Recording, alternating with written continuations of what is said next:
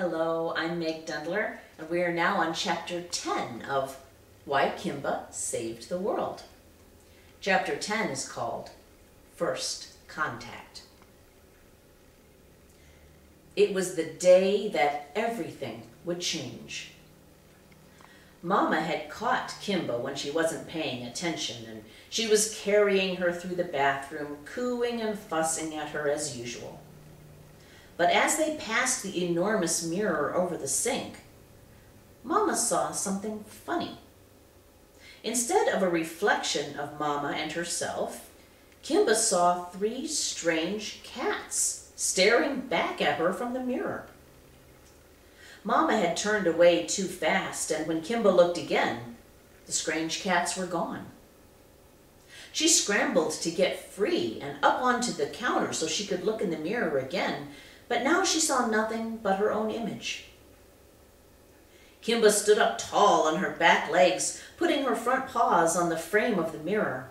She looked and looked, but she could not see those other cats. "Hello," Kimba called out. "Are you there?" "Silly baby," Mama said, scooping her up gently. "That's just you in the mirror. Let it go and come have some dinner." Reluctantly, Kimba allowed herself to be carried to the kitchen. But she knew she'd seen something in that mirror, and there was no way she could forget about it. An overly curious kitten like Kimba cannot possibly forget about the chance to learn and explore something new. Later that night, while the family was watching TV in the living room, Kimba slipped under the big bed where Hero was snoozing. "Hey," she said, curling up in front of her. Hero opened one eye and then closed it again. "Hey," Kimba said, this time giving Hero a gentle bunt with her head.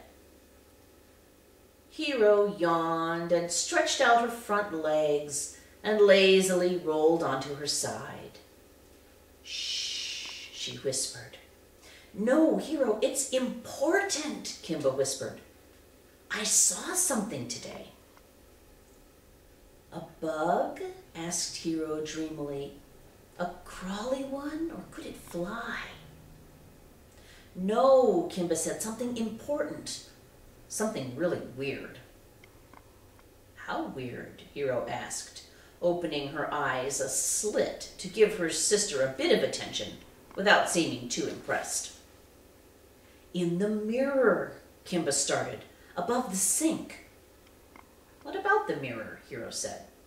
"Well, when I looked in the mirror, I thought I saw three strange cats looking at me from out of the mirror. And then they were gone." "That is weird," Hero sighed. "You must have just imagined it." Hero curled her body back up into a ball and tucked her head into her arm. "No, no, no," Kimba insisted. "It was real." Hero didn't budge. After a moment, Kimba got to the point she had really been trying to make. "Come look with me again." Hero peeked one eye out from behind her leg. "Look where?" she asked. "Look in the big bathroom mirror," Kimba whispered. "You're crazy," Hero muttered. "There's nothing there." "Okay," Kimba said calmly. "If there's nothing there, then I'll forget about it. But it was creepy, so I want you to come look with me." Hero didn't move. "Please," Kimba purred. Hero wiggled a bit, but did not get up. As a last resort, Kimba stretched out a paw and gently bopped her sister on the head. "Hey," Hero said, gently smacking her sister back. They locked eyes for a moment, and then gave each other that look that only sisters can. Hero sighed. "Okay, fine, I'll go with you. But will you forget about it once we see there's nothing to worry about?" "Yes," Kimba said excitedly. "I promise." Peeking out from under the bed to be sure that the family was still occupied in the other room, the sisters slunk quietly into the bathroom. The lights were out, so it was dark, but their sensitive eyes adjusted quickly. With agile springs, Hero and Kimba landed on the counter in front of the big mirror. It was hard to see anything at first, but before they saw anything, they heard the voice. "Greetings, Kimba and Hero," a deep, calm voice echoed in the dark room. Hero and Kimba sat frozen in their tracks. Suddenly, the face of a cat appeared in the mirror. It was a huge, dark gray cat with beautiful long hair and even longer whiskers. His eyes shone bright green in the dark room. "Since the humans are at home, we will need to make this brief," he continued. "I am Regalis. I will be your contact during this mission. Since this is your first contact, I will explain some of the rules." Kimba looked at Hero and nodded as if to say, "I told you so."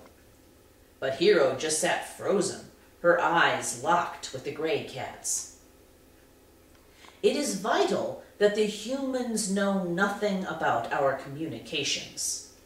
At all times, you must pretend that you cannot see anything in these reflecting devices. Ignore them. Don't make contact or even look in them. Do you understand?" Regalis paused, clearly waiting for some kind of response. The sisters just stared. "I realize that this all may be a bit surprising at the moment, but we will be in touch frequently. I have been watching you since you arrived in this house. I can see you at all times, but I can control when you can see me. I will never appear when a human is in the room." "But this afternoon," Kimba sputtered, "Mama was here when I saw you and 2 other cats." "Yes," Regalis said. "That was a regrettable mistake. My assistant leaned against a button she should not have. She has been dealt with." Hero made a little squeaky sneezing noise. Regalis stared at her for a moment, and then he continued. "The next time the humans leave the house for the day, come into the bathroom and sit here on the counter. Then we can continue our communications." Suddenly, the kittens heard a stirring in the other room. They had been talking too loudly. "Kimmy, baby," Mama called from the living room. "What's wrong?" With that, the image of Regalis faded, and Kimba and Hero found themselves staring at their own reflections in the mirror. The next moment, the bathroom light flicked on, and Mama stood in the doorway. She paused at the sight of the 2 kittens sitting on the bathroom counter. Quick as a flash, Hero made a chirping noise, jumped down, and dashed back under the bed. Kimba just stared at Mama, blinking in the bright light. "What are you silly girls up to?" she laughed. "Checking your makeup?" "You'd never believe it if I told you," she thought. With a simple mew, Kimba jumped down and joined her sister under the bed.